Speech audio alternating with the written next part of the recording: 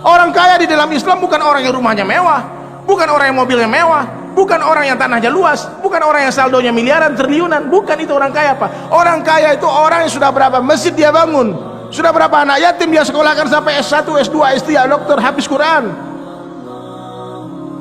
Sudah berapa orang yang diberangkatkan haji, sudah berapa orang yang berangkatkan umroh. Itu orang kaya, Pak. Sudah berapa banyak negara yang kau datangi, sudah berapa banyak negara yang kau kunjungi, kau Islamkan. La ilaha. Maka sekarang gantilah pikir kita, Masya Allah. Yang hari ini kita sibuk dengan dunia, sekarang ganti akhirat. Ini baru selesai tahun baru Hijriah Muharram. Kita hijrah dari yakin kepada makhluk menjadi yakin kepada Khalik, dari cinta dunia kepada cinta akhirat, dari cinta kepada mal menjadi cinta kepada amal.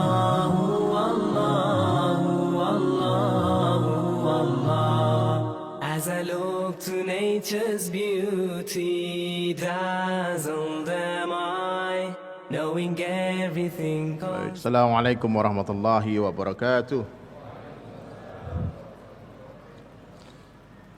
Nahmaduhu wa nusalli ala rasulih al-karim, amma ba'du. Qala Allah ta'ala fil Qur'an al-karim, a'udzu billahi minasy syaithanir rajim. Bismillahirrahmanirrahim. Walladzina jahadu fina lanahdiyannahum subulana. Wa qala Nabi sallallahu alaihi wasallam, ad-dinu yusrun, agama itu mudah. Atau kama qala Rasulullah sallallahu alaihi wasallam. Baik, tuan-tuan yang dirahmati Allah Subhanahu wa taala.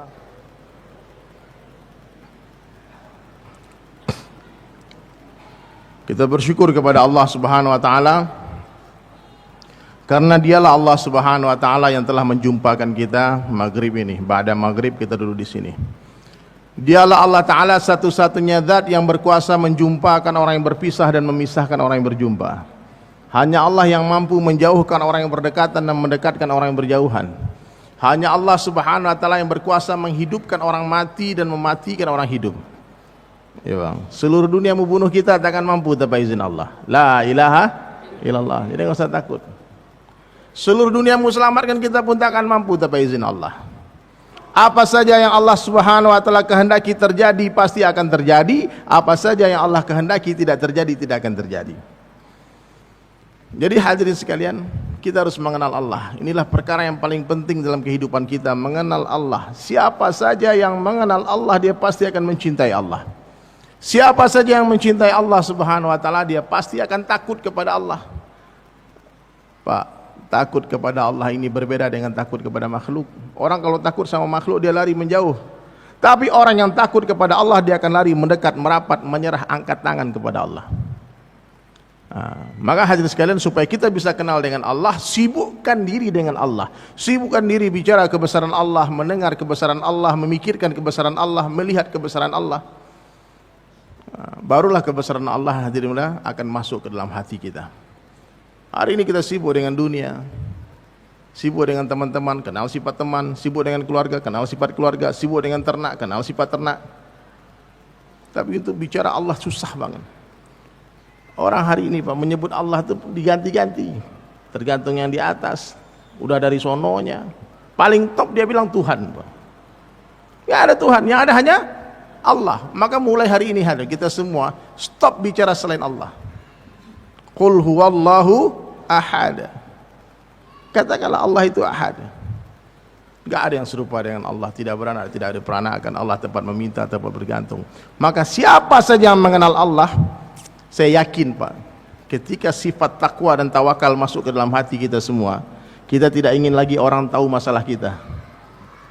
Orang yang bertawakal itu siapa? Guru saya sampaikan, orang yang bertawakal itu orang yang tidak mau menceritakan masalahnya kepada siapapun kecuali kepada Allah. Bahkan dia tidak mau orang tahu masalah dia Pak. Rasulullah salat di belakang, salat berjamaah, di belakangnya ada sahabat-sahabat. Tiba-tiba jatuh pingsan tuh Pak, Abu Hurairah radhiyallahu. Pingsan. Orang-orang sangka dia sedang sakit ayan, epilepsi. Ketika dia angkat hadirin mulia, ternyata di dalam sarung beliau ada 3 batu untuk mengganjal perutnya. Lagi lapar. Beliau tidak mengadukan kelaparannya kepada Rasulullah, kepada sahabat-sahabat yang lain. Ya, itu tawakal hakikatnya itu seperti itu hadirin. Pernah Nabi datang kepada putrinya Fatimah radhiyallahu anha Az-Zahra. Nabi ucap salam 3 kali tak ada jawaban. Akhir terdengar lirih dari dalam rumahnya. Waalaikumsalam. Terbuka pintu hadirin mulia, ternyata Fatimah radhiyallahu anha, Sayyidatina Fatimah putri Rasulullah, tak sanggup meluruskan hijabnya dan mulutnya, bibirnya pucat pasi, gemetar, tiba-tiba terjatuh. Nabi peluk dia dan angkat menangis. Ada apa putriku? Kenapa kau begini? Ternyata udah 3 hari nggak makan. Dia tidak mengadukan kesusahannya kepada ayahnya.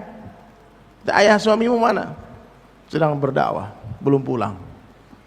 Subhanallah. Nabi SAW katakan, ya Allah, maha suci engkau yang telah memberikan kefahaman agama yang mendalam kepada putriku. Kita hari ini Pak ada masalah dikit langsung cari orang kaya, pikir siapa yang bisa bantu saya, bank mana yang bisa tolong saya, dukun mana yang bisa bantu saya. Aina Allah, mana Allahnya?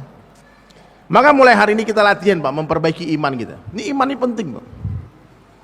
Yakin sempurna yang berkuasa hanya Allah saja, titik, tidak ada komanya Pak. Yang berkuasa hanya Allah, selain Allah tidak punya kekuasaan. Selain Allah ini makhluk, semua makhluk dikuasai oleh Allah. Presiden tak punya kekuasaan, gubernur tak punya kekuasaan, wali kota, bupati tak punya kekuasaan, pak camat tak punya kekuasaan. Jangankan menguasai orang banyak, menguasai diri mereka pun mereka tak mampu. Hanya Allah satu-satunya zat yang berkuasa mutlak.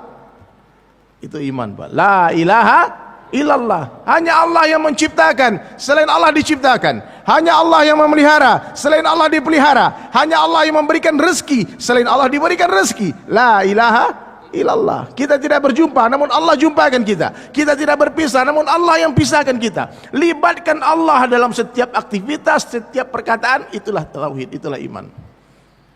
Kita tidak duduk, namun didudukkan oleh Allah. Ya Pak. Jadi beda orang-orang musyrik dengan orang mukmin itu bedanya mudah membedakan. Suruh dia bicara. Orang musyrik tak pandai sebut nama Allah.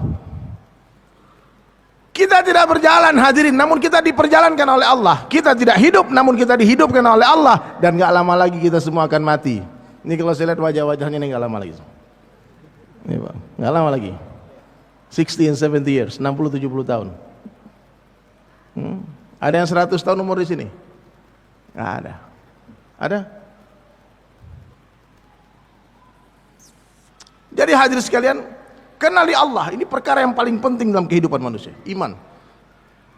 Ketika di hati ada kebesaran Allah hadirin sekalian, ma fi qalbi ghairallah. Tidak ada makhluk di hati, dunia di tangan, di hati jangan. Nah, mobil taruh di garasi, jangan masuk hati. Istri disayang saja, jangan masuk hati. Di hati hanya Allah saja. Berat ini Pak. Mengeluarkan makhluk dari hati ini berat. Mengeluarkan anak yang cakep-cakep, yang pintar-pintar dari hati itu berat Pak. Nabi Yakub alaihissalam punya 12 anak laki-laki, 12 orang anak. Satunya gantengnya kelewatan. Siapa namanya? Yusuf. Sehingga 11 orang anaknya Nabi Yakub ini cemburu Pak. Betapa sayangnya Yakub kepada Yusuf. Cinta betul kepada Nabi Yusuf alaihissalam. Sehingga Allah cemburu hadirin sekalian. Allah pisahkan mereka 40 tahun Pak. Nabi Ibrahim alaihissalam menunggu kehadiran putranya. Lahir itu Ismail alaihissalam, ganteng anaknya Pak. Cerdas anaknya, masih kecil. Allah tes nih, Ibrahim ini mencintai anaknya melebihi aku atau tidak. Suruh tinggalkan. Di tempat yang tidak ada tanda-tanda kehidupan, di Bakkah al-Mubarak. Belum Makkah namanya waktu itu Pak, Bakkah.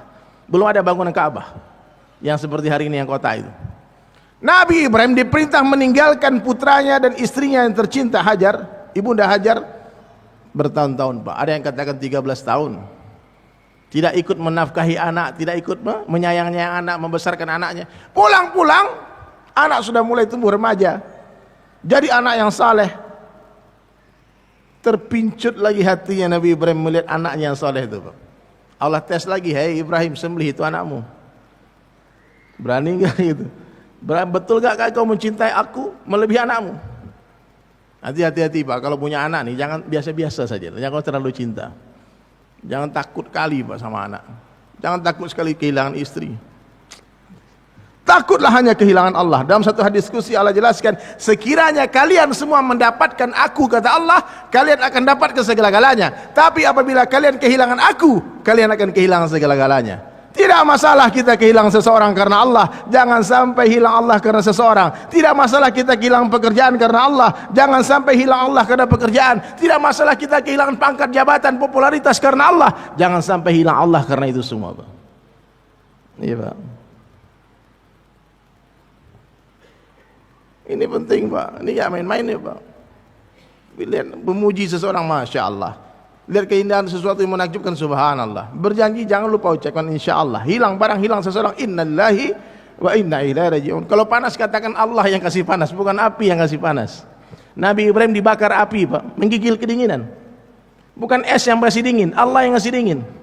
Apa kata Jibril alaihissalam? Ya Rabb, ya Allah, kekasihmu Ibrahim menggigil kedinginan. Ketika Allah perintahkan itu api, ya narkuni bardan, hai api jadilah dingin. Baru Allah lanjutkan firman-Nya, wa salaman ala Ibrahim, berilah keselamatan kepada Ibrahim. Satu orang bertanya kepada beliau, Nabi Ibrahim alaihissalam, hai Ibrahim, kapan saat terindah dalam kehidupanmu? Dikatakan, ketika aku dibakar. Api tak mampu membakar tanpa izin Allah, pisau tak mampu melukai tanpa izin Allah. Sudah diasah itu, hadirin sekalian. Pisau itu sudah diasah sama Nabi Ibrahim alaihissalam. Subhanallah. Saya tahu, Masya Allah, ada Pak Yoyo di sini nih. Mbak Yoyo ini wali kota Batang dulu, Bupati Batang dulu, Pak, yang sering masuk TV itu, Masya Allah. Nampak wajib. Aman Wamena, Pak. Beliau ada Wamena, ada bisnis di Wamena, Pak, Masya Allah. Nanti kita ngobrol-ngobrol sama beliau. Jadi hadirin sekalian, Allahu Akbar. Besarkan Allah. Berhenti membesarkan pamanmu, bapakmu, kakekmu, apalagi dirimu. Orang nggak perlu tahu siapa kita, Pak. Bapak nggak perlu tahu siapa nama saya, dari Sulaiman itu orang mana, sekolah di mana, nggak perlu tahu, Pak. Berapa istrinya, berapa anaknya, nggak usah kepo. Jangan orang kepo kan, berapa, Pak? Yang perlu kita tahu siapa Allah, karena itu yang ditanya di kubur. Man Rabbuka, siapa Rabbmu? Allah. Ya Allah. Maka mulai hari ini puji-pujilah Allah. Ya. Duduk, oh tidak duduk kita, Pak, kita didudukkan oleh Allah. Kita tidak berjalan namun diperjalankan oleh Allah. Kita tidak hidup namun dihidupkan oleh Allah. Kita tidak mati namun dimatikan oleh Allah. Kita tidak ada tapi kita diadakan oleh Allah. Dunia ini tidak ada, dunia ini pun diadakan oleh Allah. Bahkan surga dan neraka tidak ada, surga dan neraka pun diadakan oleh Allah. Allah subhanahu wa ta'ala itu ada sebelum seluruh makhluknya ada, dan Allah subhanahu wa ta'ala akan tetap ada setelah seluruh makhluknya sudah tidak ada. Seandainya seluruh makhluk sepakat mengatakan Allah tidak ada, Allah akan tetap ada, Pak. Ateis semua orang, gak percaya ada Allah, kata semua sepakat manusia, Allah akan tetap ada. Kenapa demikian? Karena Allah itu ada sebelum kata-kata ada itu ada, dan Allah subhanahu wa ta'ala akan tetap ada setelah kata-kata ada itu sudah tidak ada lagi. La maujud illallah, la ilaha illallah. Mohon maaf, Pak, sebelum langit itu ada, Allah sudah ada, Pak. Ya. Jadi Allah itu maha suci dari segala penjuru mata angin. Ya, nggak usah dibayangkan di mana Allah, bentuknya Allah gimana, duduknya di mana, kursi Allah bagaimana, nanti gila antum, Pak. Tahu, saya pernah baca kitab, dalam kitab tauhid itu dijelaskan Allah kuasa, Allah mampu memasukkan unta ke lubang jarum tanpa harus membesarkan lubang jarumnya atau tanpa harus mengecilkan untanya. Jangan dipikirin gila, Pak. Nanti antum gila, jangan, bener. Iyain aja deh. Ya.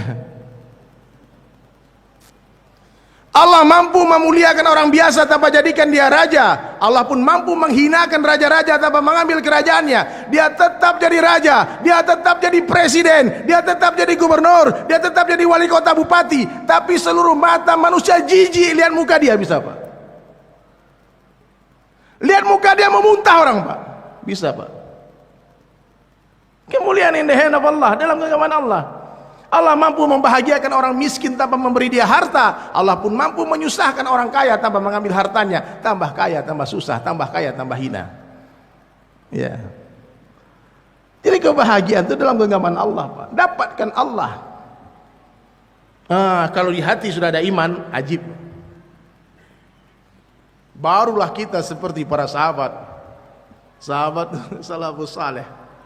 Orang-orang, kata Nabi, sahabat-sahabatku seperti bintang-bintang di langit. Kau ikuti salah satu dari mereka, kalian selamat. Wasabiqunal awwalun minal muhajirin wal ansar. Orang-orang awal yang masuk Islam dari kalangan muhajirin dan ansar. Walladzina tabauhum bi ihsan, dan orang-orang yang mengikuti mereka dengan baik, radhiyallahu anhum wa radu'an. Allah ridha kepada mereka dan mereka ridha kepada Allah. Sahabat itu menolak dunia dengan kedua tangannya, Pak. Kita meraih dunia dengan kedua tangan kita, itu beda kita. Sahabat itu takut dengan dunia, Pak. Datangnya dunia mengkhawatirkan hatinya, hilangnya dunia menenteramkan hatinya. Iman mereka sempurna, Pak. Mereka yakin betul rezeki yang halal akan dihisap, yang haram akan diazab. Sehingga doa mereka beda dengan doa kita, Pak. Doanya Nabi, Pak, kita kalau aminkan mungkin tak mampu mengaminkan doa itu, Pak. Ya, saya pernah duduk di majelis, ustaznya doa, ya Allah berkahi hidup kami, amin. Ya Allah berangkatkan haji umrah, amin. Ya Allah angkat penyakit kami, amin semua. Satu ketika ustaznya ngomong, ya Allah hidupkan kami dalam keadaan miskin. Samping saya bilang, astagfirullah. Enggak amin ya Allah, ini astagfirullah. Enggak amin langsung, Pak. Itu hadis sahihnya sama semua ustaz-ustaz, Pak. Itu doa yang diajarkan Rasulullah dan diaminkan seluruh sahabat. Allah, ya Allah hidupkan kami dalam keadaan miskin. Apa kata sahabat? Aminkanlah, Pak, aminkan, Pak. Amin. Matikan kami dalam keadaan miskin, bangkitkan kami bersama orang miskin. Seluruh sahabat pengen miskin, tapi ternyata sejarah mencatat yang kaya banyak, Pak. Abdurrahman bin Auf kaya, Utsman bin Affan kaya, banyak lagi sahabat-sahabat yang milioner, multi-bilioner, infakkan 100 ekor onta, 1000 ekor onta, 700 ekor kuda. Biasa, Pak. Sama seperti kita semua, kita pengen kaya, yang miskin yang banyak. Dulu sahabat semua pengen miskin, ternyata yang kaya yang banyak. Yang berlaku hanya keinginan Allah. Tapi coba bayangkan, Pak, hadirin sekalian, ibu-ibu semua bayangkan, orang yang ingin miskin, ternyata Allah kayakan dia, apa yang akan dia lakukan? Give. Ringan tangan dia bersedekah, bangun masjid habis duitnya. Ada jamaah dakwah berangkat, ada bantuan orang bencana alam habis, miliar, 2 miliar, 3 miliar, 10 miliar, 100 miliar. Sahabat itu untuk diri mereka 10.000 rupiah, Pak, hitung-hitungan, Pak, kalau sekarang dirupiahkan. Tapi 10 miliar untuk akhirat, foya-foya mereka. Mereka faham hakikat rezeki. Rezeki itu apa yang sudah kita makan, apa yang sudah kita pakai, dan apa yang sudah kita infakkan di jalan Allah. Siapa? Jadi tanda-tanda iman itu apa? Nih, coba periksa hati kita masing-masing. Tanda-tanda iman masuk ke dalam hati, datangnya dunia tidak mengembirakan hati, dan hilangnya dunia tak menyedihkan hati. Itu tanda-tanda baru masuk, Pak. Kita hari ini dapat duit 1 miliar, Pak, berubah cara jalan, Pak. Cara bicara berubah, cara duduk berubah, cara manggil, heh, sini kamu, beli nasi padang dulu, bos kan. Sahabat tidak ngaruh, Pak. Datangnya dunia tak mengembirakan hati mereka, dan hilangnya dunia tak menyedihkan hatinya. Dia tahu itu cuma 11 sayap nyamuk saja. Itu hanya sementara saja. Itu hanya tetesan air. Celupkan ujung jari telunjuk kalian ke samudra yang luas. Tidak usah sebenarnya ini dah, nih, Nah, ini dunia, Pak. Hari ini orang rebutan itu tetesan air, Pak, mengabaikan samudra yang luas. Sibuk membangun di dunia, lupa pembangunan di akhirat. Sibuk mengajar dunia, tahu-tahu meninggal dunia. Iya, Pak. Berapa banyak kita lihat orang ingin bangun rumah, tahu-tahu mati sebelum rumahnya selesai. Ada orang pengen punya mobil, tahu-tahu mati sebelum punya mobil. Ada yang ingin menikah, udah siap semua, Pak, tinggal ijab kabul, mati sebelum ijab kabul. Ya. Maka sahabat betul-betul mengenal hakikat dunia. Dia tahu dunia ini sementara saja. Dunia ini tempat ujian saja. Alladzi khalaqal mauta wal hayata liyabluwakum ayyukum ahsanu amala. Kekayaan bukan kemuliaan, kemiskinan bukan kehinaan. Dunia ini semua tipu-tipu, Pak. Kekayaan di dunia bukanlah kekayaan yang sesungguhnya, kemiskinan di dunia bukanlah kemiskinan yang sesungguhnya, kerajaan di dunia bukanlah kerajaan yang sesungguhnya. Semua panggung sandiwara. Pengadilan di dunia bukanlah pengadilan yang sesungguhnya. Yang menang di dunia belum tentu benar, yang kalah belum tentu salah. Maka santai saja, Pak, sama dunia ini, Pak. Santui saja. Woles. Ya, Pak, ya. Slow kata anak-anak muda. Panggung sandiwara. Kita kan tinggal di Cibubur ini, ya, Pak. Dekat rumah saya di Citra Grand itu, Pak, banyak orang syuting sinetron. Saya datang kadang-kadang duduk di sana lihat. Oh, begini rupanya sinetron. Sinetron kerajaan itu, Pak, pakai mahkota, raja. Di sinetron raja, Pak. Ya. Mati kamera, duduk Pak. Tahu-tahu disuruh-suruh aja. Kau beli ini dulu sebentar. Di kehidupan asli bukan raja dia. Raja cuma di sinetron saja. Ada yang jadi pengemis dalam sinetron, gembel dia, Pak. Pas pulang-pulang naik mobil mewah, sampai Ferrari dia, Pak. Ya, maka biasa saja dunia ini nggak lama, Pak. Satu hari akhirat sama dengan 1000 tahun dunia. Makanya judul ceramah kita hari ini, jangan takut melepaskan dunia. Allahu Akbar. Dan apa ciri-ciri orang yang sempurna imannya? Datangnya dunia mengkhawatirkan hatinya, hilangnya dunia menenteramkan hatinya. Dikasih jabatan, pingsan, Pak. Umar bin Abdul Aziz rahmatullah alaih dilantik jadi khalifah, pingsan, dipanggil istrinya, wahai istriku, Allah berikan beban yang berat di pundakku. Sambil menangis dia katakan, kau berfikirlah, fikirkan wahai istriku, mau tetap jadi istriku? Aku tidak mau berkumpul dengan perhiasan-perhiasanmu. Lepaskan semua perhiasanmu, serahkan ke Baitul Mal. Tapi kalau kau memilih perhiasanmu, boleh kau cari suami selain aku. 2,5 tahun menjabat jadi khalifah, serigala dengan kambing makan di satu tempat, serigala dengan kambing minum di satu telaga. Pernah satu hari hadirin sekalian, itu serigala menerkam kambing. Seorang wali Allah langsung katakan, inna lillahi wa inna ilaihi raji'un, Amirul Mukminin telah wafat. Kekuatan rohaniat seorang pemimpin ternyata berpengaruh kepada rakyatnya. Maka hati-hati jadi pemimpin, Pak. Ya. 2,5 tahun tak sempat dia menyentuh istrinya, nggak pernah mandi janabah. Tiap hari muzakarah maut, siang hari berkeringat, mendatangi rakyatnya. Siapa yang belum makan, siapa yang miskin, dia berikan harta semua, membersihkan Baitul Mal. Ini Khulafaur Rasyidin itu 4 orang, Pak. Khulafah yang kelima orang katakan Umar bin Abdul Aziz. Satu ketika datang ghanimah besar, banyak datang harta di tempat kekhalifahan Umar bin Abdul Aziz. Maka dia katakan, kau bagikan kepada pengawal-pengawal kerajaan, kalian bagikan harta ini kepada orang miskin. Apa kata kerajaan? Pengawalnya dia, Tuan, mohon maaf, kami sudah cek di seluruh kerajaan dan kami tak temukan orang yang lebih miskin dari Tuan. Khalifahnya paling miskin, Pak. Itu baru benar, Pak. Ini baru jadi pejabat langsung kaya, Pak. Dari mana dapat duit, Pak? Saya pernah ceramah di depan banyak wali kota, bupati itu bupati. Pak Yoyo juga pernah saya bilangin.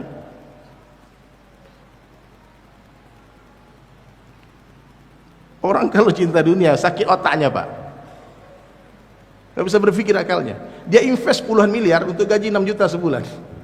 Gila gak, Pak? Tapi itulah keadaan. Dunia. Bangun pagi fikir dunia, pagi hari kerja dunia, siang hari bicara dunia, sore hari bicara dunia, malam hari fikir dunia lagi. Malamnya tidurnya mimpinya dunia, tahu-tahu meninggal dunia, Pak. Mati.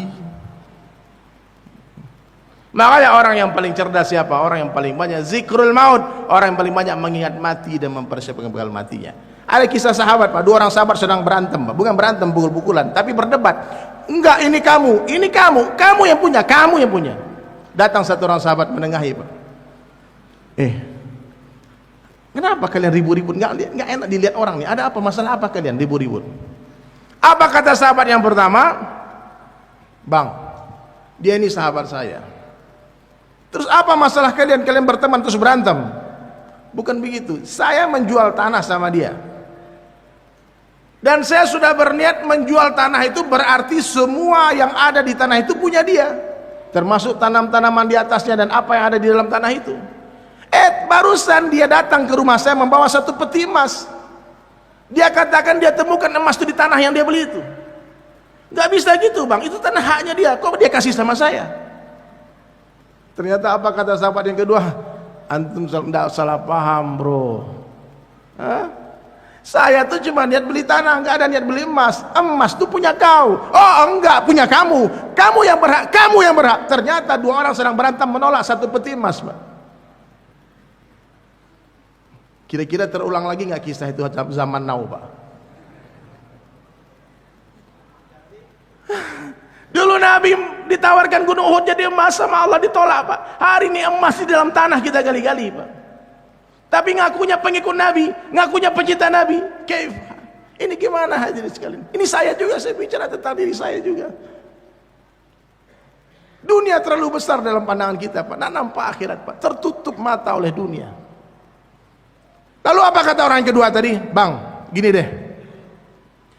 Daripada kita ribut, mending kita kasih jam masih sama abang ini. Yang orang yang datang tadi.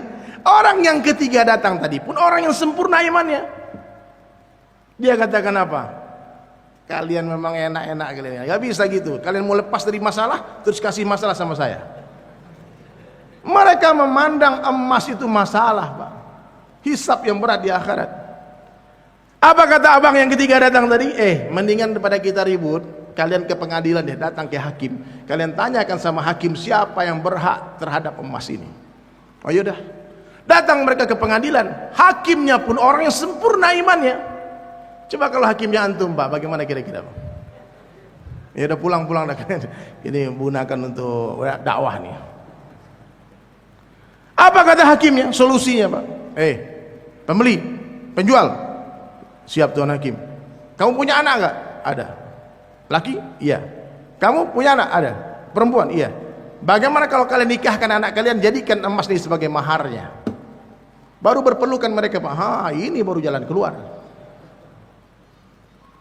Mereka menolak dunia dengan kedua tangannya karena mereka mengenal dunia. Dunia ini ulama sampaikan seperti bayang-bayang. Tidak ada satu orang manusia pun yang mampu menundukkan bayang-bayang dengan mengejarnya. Satu-satunya cara menundukkan bayang-bayang adalah dengan meninggalkannya. Tinggalkan bayang-bayang, kejar cahaya. Allah perintah bayang-bayang mengejar kita. Ketika kita berada di bawah naungan cahaya jam 12 siang, barulah Allah hantarkan bayang-bayang tepat di bawah telapak kaki kita. Baru kita bisa injak-injak itu bayang-bayang, bisa taklukkan itu dunia. Jangan takut melepaskan dunia. Bapak pernah nonton di YouTube nggak? Coba nanti cari bagaimana cara orang Afrika menangkap monyet. Judulnya itu, Pak. How the African Catch the Monkey. Ternyata orang Afrika ini cerdik, Pak. Bagaimana bisa monyet ini tertangkap? Dia tipu monyet. Ada lubang kecil segini. Di dalam lubang itu semuanya kacang-kacangan besar. Di dalam lubang itu kacang-kacang semua. Lalu ditebarkan kacang-kacang di depan lubang tadi, masuk ke dalam lubang itu. Akhirnya monyet makan itu kacang-kacangan dan dimasukkan tangannya ke dalam lubang. Dan ternyata seluruh monyet ini serakah, Pak. Dia ambil kacang sebanyak mungkin, lalu dia tarik tangannya keluar, gak bisa keluar. Lalu si monyet tadi teriak-teriak, baru datang orang Afrika bawa tali ikat kepalanya. Padahal kalau monyet tadi mau saja melepaskan itu kacang, hadirin sekalian, dia selamat, dia bisa lari. Tapi dia tak mau melepaskan kacang di genggamannya. Dia tak berani melepaskan dunia. Jadi bapak-bapak azan berkumandang nggak ke masjid, Pak? Itu mirip-mirip lah tuh, Pak. 11-12. Paham nggak, Pak, ceritanya, Pak? Saya tinggal di pinggir Danau Singkara, Pak, di Padang, di Solo itu. Saya ingat waktu kecil kalau pulang sekolah kita pakai sawah nyari cacing. Dan kita naik perahu, naik ke atas, ke tengah danau, mancing ikan. Yang suka mancing tentu tahu, Pak. Orang mancing ikan, yes. Kadang-kadang dapat itu ikan, tapi kadang-kadang habis itu cacing, ikan tak dapat, Pak. Setelah saya selidiki, Pak, ternyata ada beberapa ekor ikan yang cerdas. Ketika dilihat cacing turun, dia langsung pasang aba-aba. Teman-teman, hati-hati. Itu tipuan. Di dalamnya ada kail itu, jangan tertipu. Ini jebakan. Tapi kata temannya, Bang, tapi lapar kita, Bang. Boleh mendekat pelan-pelan, tapi jangan terlalu lebar buka mulutmu. Hati-hati. Kata bosnya ikan tadi. Akhirnya mereka bergantian, Pak. Dikecup-kecup itu cacing, Pak. Habis, Pak. Cacing habis, dia selamat. Ini kurang ajar ikan, Pak. Maka saya pesankan kepada jamaah Masjid Darussalam yang mulia, Bapak Ibu sekalian, kalau melihat cacing jangan terlalu lebar buka mulutnya. Paham? Kalau melihat dunia biasa-biasa saja, jangan terlalu serakah. Jangan terlalu lebar buka mulutnya lihat dunia. Dikecup-kecup dikit-dikit. Aman itu, Pak. Dunia ini kenikmatannya sedikit, kalau banyak menyusahkan, Pak. Antum paham, Pak? Dunia ini kalau sedikit nikmat. Kopi kalau segelas nikmat, betul nggak? Kita pulang istri suguhkan satu gelas kopi, nikmat. Tapi kalau kita pulang istri suguhkan satu ember kopi, terus kata istri, habisin. Nggak habis tidur di luar kau. Bingung kita, Pak. Makan satu piring nikmat, betul. Tapi kalau satu bakul, Pak, La ilaha illallah. Maka hadirin sekalian, kita tertipu oleh dunia. Makanya saya bikinlah syair-syair itu Pak. Dunia sementara, akhirat selamanya. Dunia bukan tempat tinggal, dunia ini tempat meninggal.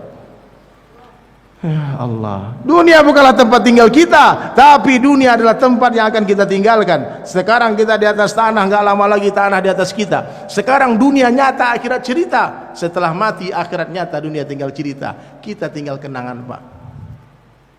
Antum jangan kegeeran Pak. Oh, istriku sayang sama aku, cinta sama aku. Kita mati duluan Pak. Nangis dia berapa hari? Sehari, 2 hari, 3 hari. Hari berikutnya lupa dia kita pernah hidup di dunia Pak. Ya, kalau yang tua-tua mungkin aman ya, nggak kawin lagi istrinya. Tapi kalau yang muda-muda nih, antum mati muda, insya Allah tuh Pak, kemungkinan besar istrinya akan datang ke laki-laki lain dan bisikkan di telinga laki-laki itu, I love you. Kalimat yang pernah dibisikkan di kuping antum dibisikkan ke laki-laki lain. Itulah dunia Pak, sakit dunia ini Pak. Banyak orang yang telah dikhianati oleh dunia. Orang yang mencintai dunia terus dikhianati cintanya. Hati-hati Pak, berpisah dengan sesuatu yang dicintai itu sangat menyakitkan. Maka kematian orang-orang yang mencintai dunia sangat memilukan. Tapi orang yang mencintai Allah, mencintai Rasulullah sallallahu alaihi wasallam, mencintai akhirat, jasadnya di dunia, fikirnya di surga Pak. Dia rindu dengan kematian. Kenapa? Dia suka mengirimkan hartanya ke akhirat. Ada 2 orang kerja di Korea Pak, di sebuah perusahaan munafik. Saya pernah dakwah di Korea Pak. Di Korea itu tukang sapu 20 juta gaji sebulan. Jadi kalau kerja di perusahaan mewah itu gaji 50 juta sebulan biasa Pak. 40 juta, 50 juta. Taruhlah ini tamsilan Pak ya. 2 orang bertetangga di kampung bekerja di Korea, di sebuah perusahaan yang sama. Dia pergi pun bareng-bareng. Maka ibunya pun berteman dan selalu mengatakan, alhamdulillah ya anak kita dapat kerjaan bagus di Korea. 1 bulan bekerja di Korea, terima gaji lah ini anak-anak ini berdua ini. Yang pertama punya fikir bagus. Apa fikir dia? Ya Allah, aku dapat gaji pertamaku. Ibuku lah orang yang paling berhak terhadap gaji ini, karena dia membesarkanku, dia menyayangiku, dia menyekolahkanku. Maka dia telepon ibunya, ibu, gajiku telah terima Bu. Aku bagi 2 ya, sebagian buat biaya hidupku di Korea, sebagian buat ibu. Bulan pertama berapa dapat kiriman ibunya? 25 million brother, 25 juta. Ibunya langsung dapat kiriman di Western Union, langsung sujud syukur, alhamdulillah. Yang di sebelah lihat, ada apa? Dapat kiriman. Siapa? Anak, 25 juta. Kamu? Ternyata anak yang sebelah ini, tetangga ini, punya pikiran agak rusak. Dia pikir nih kapan lagi nih kita hidup di Korea, cuma 5 tahun kontraknya. Maka dia hidup bersenang-senang di Korea. Yang satu tinggal dia di kos-kosan biasa saja, dia makannya pun masak sendiri, dia kerjanya naik kendaraan umum. Yang satu langsung kredit mobil Pak. Gaji 50 juta itu intinya habis untuk biaya hidupnya sebulan. Bulan pertama ibunya tak dapat kiriman apa-apa, tetangganya dapat 25 juta, sebelah nggak dapat apa-apa. Berjalan waktu sampai 4 tahun berlalu Pak. Tiap bulan ini dapat 25 juta, 25 juta, 25 juta. Yang sebelah kadang dapat pulsa saja 100 ribu, 200 ribu. Setiap yang dapat ini sedih hati ibunya. Sampai suatu hari setelah 4 tahun bekerja, yang rajin berkirim ke kampung halaman dapat surat dari ibunya. Tebal suratnya Pak. Halaman pertama, sanjungan pujian dari ibunya, ungkapan rasa rindu. Wahai anakku si birang tulang, kebanggaan ibu. Ibu bangga ridho kepada kamu nak. Anakku tersayang, ibu banggakan kamu nak. Engkau Masya Allah luar biasa. Sayang, ibu rindu jumpa dengan kamu. Kapan kamu pulang nak? Pulanglah nak, ibu rindu sama kamu. Menangis dia baca surat ibunya. Halaman kedua, lampiran. Nak, ini rumahmu nak. Uang yang kau kirim 25 juta setiap bulan, ibu tak makan 1 rupiah pun nak. Ibu kumpulkan dan ibu telah bangunkan 1 rumah buat kamu. Kau pulang kampung nanti ini rumahmu. Halaman ketiga, kebun, ini sawahmu nak. Ibu udah belikan beberapa petak sawah, nanti kalau kau pulang kampung ada tempat berkebun. Yang halaman terakhir, selembar foto Pak, cantik, seorang gadis berjilbab berwarna pink. Nak, kau berangkat ke Korea, dia kelas 3 Sanawiyah. Tahun ini dia tamat aliyah nak. Ibu sudah datangi orang tuanya dan ibu katakan, kau kan pulang tahun depan dan dia sudah menunggumu, ini calon istrimu nak. Mengalir air matanya Pak. Ya Allah katanya. Dia datang ke bosnya. Bos, kayaknya kontrak dia harus diperubah nih bos. Maksud kamu apa, kata Korea tadi? Kan 5 tahun kontrak, bagaimana kalau 4 tahun saja, saya mau pulang sekarang. Oh tidak bisa, kata Korea. Kau sudah kontrak, tidak bisa maju, tidak bisa mundur. Akhirnya 1 tahun terakhir dia lalui dengan penuh rasa rindu ingin pulang kampung, ingin cepat-cepat pulang kampung. Kenapa? Sudah nampak istananya di kampung, sudah nampak kebunnya yang di kampung, sudah nampak calon istri yang menunggu dia di sana. Dia rindu pulang kampung. Yang satu orang yang tak pernah berkirim ke kampung halaman yang dapat surat dari ibunya. Itu mukadimah suratnya mengerikan pak. Baru dia buka itu surat, itu tanda serunya besar-besar pak. Malin kundang anak durako, kurang ajar. Awas kamu pulang nak. Tak ikhlas aku air susu kau minum. Tak ada balas budi sama sekali. Caci maki susah sumpah serapah pak. Ngapain kau di Korea? Bikin malu aja. Awas kamu pulang, itu awas, ancamannya banyak pak. Tak sobek-sobek kamu, kata ibunya. Baru dia tersadar, 4 tahun dia sia-siakan waktu pak. Dia gak pikirkan kampungnya. Dia akan pulang kampung setelah 5 tahun. Lalu dia datang ke bosnya. Bos, gimana nih bos? Bisa nggak di extend kontrak agak 2 tahun lagi bos, diperpanjang kontrak? Kata bos tidak bisa, maju tidak bisa mundur. Akhirnya yang satu orang rindu pulang kampung, yang satu orang takut pulang kampung.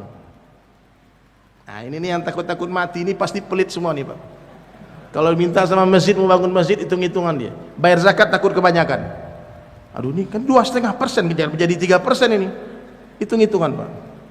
Tapi yang rajin berkirim ke kampung halaman, dia kirimkan harta terbaiknya, dikirimkan semuanya hadir, tanahnya digunakan untuk dakwah, untuk bangun pesantren, bangun masjid, hartanya diberangkatkan orang pergi haji, udah 200 orang dia berangkatkan haji, udah 10 masjid dia bangun. Ini orang rindu pulang kampung pak. Saya ada teman saya di Jatinegara sakit, saya pikir dia orang biasa-biasa saja, dia sembunyikan amalnya, tapi kemarin dia kena serangan jantung. Saya datang ke rumah sakit, dia menangis, dia bilang sama saya, Ustadz doakan saya panjang umur. Ya, insyaallah. Saya punya cita-cita, sebelum mati ini saya mau bangun masjid. Terus gimana? Kenapa belum dibangun? Karena rumahnya bagus pak, dia orang kaya. Saya ingin bangun 100 masjid Ustadz. Hah? Cita-citanya mulia pak, bangun 100 masjid. Emang bang, sekarang udah berapa dibangun? Baru 25. Di mana-mana saja, baru dikasih ini masjid, dia bangun masjid ini. Tolong nanti dimakmurkan tuh masjid-masjid kalau dia meninggal dan sebagainya. Sekarang ada nggak cita-cita bapak-bapak ini bangun masjid pak? Itu masalahnya pak. Orang kaya di dalam Islam bukan orang yang rumahnya mewah, bukan orang yang mobilnya mewah, bukan orang yang tanahnya luas, bukan orang yang saldonya miliaran, triliunan, bukan itu orang kaya pak. Orang kaya itu orang yang sudah berapa masjid dia bangun, sudah berapa anak yatim dia sekolahkan sampai S1, S2, S3, dokter, hafiz Quran. Sudah berapa orang yang diberangkatkan haji, sudah berapa orang yang kau berangkatkan umroh, itu orang kaya pak. Sudah berapa banyak negara yang kau datangi, sudah berapa banyak negara yang kau kunjungi, kau Islamkan. La ilaha illallah. Maka sekarang gantilah fikir kita pak, Masya Allah. Yang hari ini kita sibuk dengan dunia, sekarang ganti akhirat. Ini baru selesai tahun baru Hijriah Muharram. Kita hijrah dari yakin kepada makhluk menjadi yakin kepada Khalik, dari cinta dunia kepada cinta akhirat, dari cinta kepada mal menjadi cinta kepada amal. Nih, kalau orang Korea begini nih cinta pak, love. Kalau orang Indonesia gini nih fulus. Ya pak ya, duit. Orang addicted duit, sekarang kecanduan uang pak. Dulu orang kalau pengen jadi dokter pak, inginnya nolongin orang sakit pak. Sekarang mohon maaf ya, banyak orang pengen jadi dokter, cita-citanya pengen apa? Pengen kaya. Akhirnya tiap hari doa, ya Allah banyakkanlah orang sakit ya. Tiap doa lagi biar datang orang berobat. Orang pengen jadi polisi dulu pak, ngapain? Ingin menegakkan keadilan, ingin membantu orang-orang terzalimi. Sekarang pengen jadi aparat polisi, tentara, pengen jadi orang kaya, duit lagi. Ya. Maka hadirin sekalian, kita sudah bunyi-bunyi. Saya simpulkan 1 menit 2 menit ya sebelum azan Isya. Jadilah orang baik dalam pandang Allah. Siapa orang baik itu? Ciri-ciri yang pertama, hatinya bersih dari kesyirikan. Dia tidak takut kepada siapapun kecuali kepada Allah. Dia tidak meminta kepada siapapun kecuali kepada Allah, dan dia tidak berharap kepada siapapun kecuali kepada Allah. Semakin besar harapan kita kepada makhluk, maka semakin besarlah kekecewaan yang akan menghantam kehidupan kita. Yang kedua, orang baik dalam pandang Allah kehidupannya dihiasi oleh sunnah Nabi. Ujung rambut, ujung kaki, bangun tidur, tidur lagi. Yang ketiga, sholatnya khusyuk. Yang keempat, dia haus akan ilmu, dia cinta kepada ulama. Yang kelima, dia berzikir dalam setiap hembusan nafasnya. Yang keenam, dia tawadhu, dia rendahkan dirinya, dia anggap semua orang lebih baik dari dia. Dia selalu katakan kepada dirinya, sebaik-baik saya lebih baik orang lain, seburuk-buruk orang lain lebih buruk saya. Kemudian dia ikhlas dalam setiap amal, dia enggak peduli penilaian orang, yang penting penilaian Allah saja. Dia suka menyembunyikan amal-amalnya seperti dia menyembunyikan dosa-dosanya. Dan yang terakhir, orang baik dalam pandang Allah, dia tidak cinta dunia, dia tidak takut melepaskan dunia. Azan berkumandang, cepat-cepat dia tunaikan panggilan Allah Ta'ala. Semoga Allah beri kita paham. Kita akan salat isya berjamaah dan kita istiqamah sampai mati sehingga kita husnul khatimah. Amin. Subhanallah bihamdi, subhanakallah bihamdika, asyhadu an la ilaha illa anta, astaghfiruka wa atubu ilaik. Assalamualaikum warahmatullahi wabarakatuh. Assalamualaikum. Bersama Saling Sapa TV.